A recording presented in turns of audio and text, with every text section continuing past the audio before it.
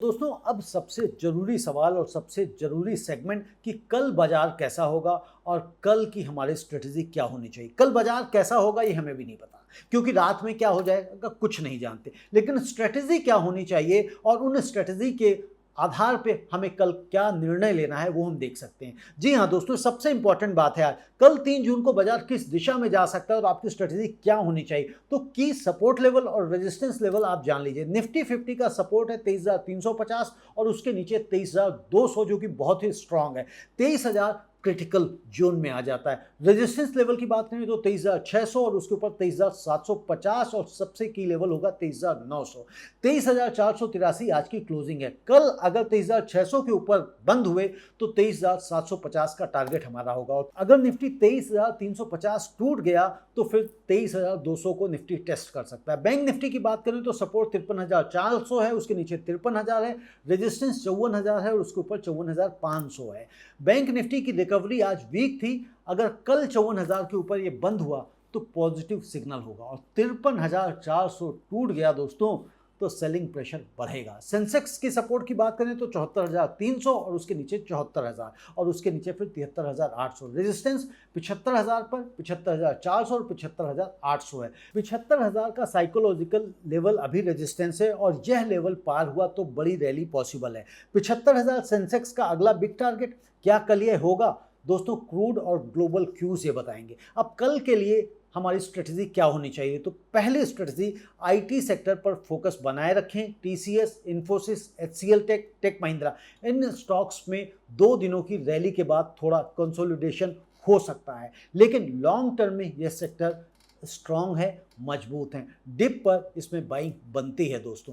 दूसरी स्ट्रेटजी की अगर हम बात करें तो एफएमसीजी और ऑटो की रिकवरी को आपको मॉनिटर करना चाहिए। एफएमसीजी आज बाउंस किया, अगर क्रूड और नीचे आया तो एफएमसीजी और ऑटो में और बढ़त आपको देखने को मिल सकती है।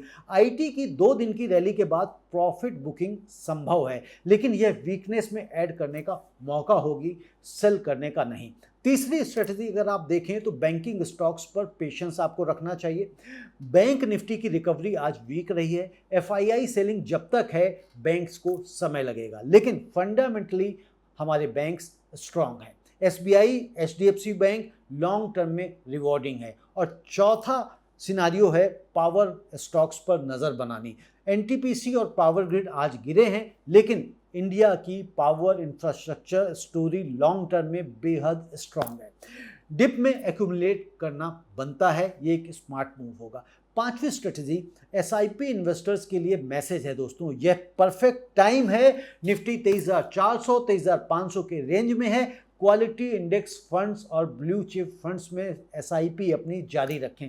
कल कुछ भी हो, लॉन्ग टर्म में आप विनर ही रहेंगे और तब आप मुझे याद करेंगे। दोस्तों कल किन फैक्टर्स पर नज़र रखना है? तो क्रूड ऑयल का $94 के ऊपर रहेगा या नीचे आएगा इस पे, और इजराइल लेबनान कोई पॉजिटिव पीस सिग्नल आए तो वहाँ ध्यान रखना है। और यूएस मार्केट्स कल वॉल स्ट्रीट का डायरेक्शन, कल से मतलब आज रात में क्या होगा, और एफआईआई का डेटा, क्या वो आज बायर थे या फिर आज सेलर थे। रुपया 95 के ऊपर या नीचे। एशियन मार्केट का मॉर्निंग ओपनिंग क्या होगा, इन सब पे अगर आप नज़र रखेंगे तो आप बेहतर समझ पाएंगे। दोस्तों अब बात करते हैं सबसे ज़रूरी सेगमेंट की, और संजीवनी टीवी का यह सेगमेंट सबसे खास है, सबसे विशेष है, क्योंकि यहाँ हम बात करते हैं उन लेसन्स की जो आपकी इन्वेस्टिंग जर्नी को वाकई में बदल सकते हैं, और हम रोज की मार्केट से सबक निकालते हैं। तो सबक नंबर 1, आईटी सेक्टर। एआई एक थ्रेट नहीं है, अपॉर्चुनिटी है। महीनों से आईटी स्टॉक्स में डर था कि एआई ट्रेडिशनल आईटी आउटसोर्सिंग को खत्म कर देगा, आज बाजार ने यह भी तो तोड़ा है। AI implementation, cloud migration, data analytics, इन सभी में इंडियन आईटी कंपनीज की डिमांड बढ़ रही है। एआई आईटी को मार नहीं रहा है, आईटी को और बड़ा बना रहा है। एआई ने आईटी को नहीं मारा है, एआई ने आईटी को सुपर चार्ज कर दिया है, और यही आज के मार्केट की सबसे बड़ी लेसन है, सबसे बड़ा सबक है। सबक नंबर 2, सेक्टर रोटेशन को पढ़ना सीखना है दोस्तों। ये सबसे बड़ा स्किल कल यूटिलिटीज़ और एफएमसीजी से पैसा निकला था और आज वो पैसा आईटी में चला गया। यह मनी फ्लो पढ़ना एक आर्ट है। जो इन्वेस्टर ये समझता है कि पैसा किस सेक्टर में जा रहा है वो हमेशा सही पोजीशन में रहता है। सबक नंबर 3, एडवांस डिक्लाइन रेशियो, असली मार्केट हेल्थ। आज एडवांस डिक्लाइन था 2034 वर्सेस 1285। यह बताता है कि रिकवरी आज ब्रॉड बेस थी। जब एडवांस डिक्लाइन रेशियो पॉजिटिव हो तो बुल सेंटीमेंट जेन्युइन होता है। जब एडवांस डिक्लाइन नेगेटिव हो तो इंडेक्स भले ऊपर हो, असली सिचुएशन बियरिश होती है।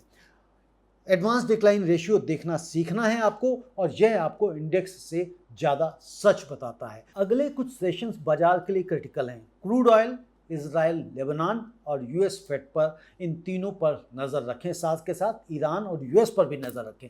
निफ्टी 23,483 पर है। अगला टारगेट 23,600 हो सकता है। सपोर्ट 23,350 और 23,200 पर है। आईटी सेक्टर की मोमेंटम कायम रहे और क्रूड नीचे आए तो सेंसेक्स 75,000 की तरफ जल्दी जा सकता है।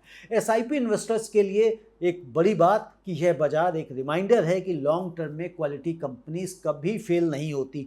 TCS, Infosys, HUL, HDFC bank, इनमें निवेश जारी रख सकते हैं। और एक बार फिर आप दोस्तों से अपील करूंगा कि इस वीडियो को लाइक करें, संजीवनी टीवी को सब्सक्राइब करें, बेल आइकॉन को दबाएं ताकि नोटिफिकेशन आपको मिलते रहें, और इस वीडियो को अभी अपने व्हाट्सएप ग्रुप में शेयर करें ताकि अन्य आपके जो इन्वेस्टर दोस्त हैं उन तक भी यह जानकारी पहुंचे। अगर आपको अच्छा इन्वेस्टर बनना है तो आपको अच्छी तरह से मार्केट से अवेयर होना होगा, इन्फॉर्म रहना होगा, क्योंकि जितना आप वेल इन्फॉर्म्ड होंगे उतने आप अच्छे इन्वेस्टर बनेंगे।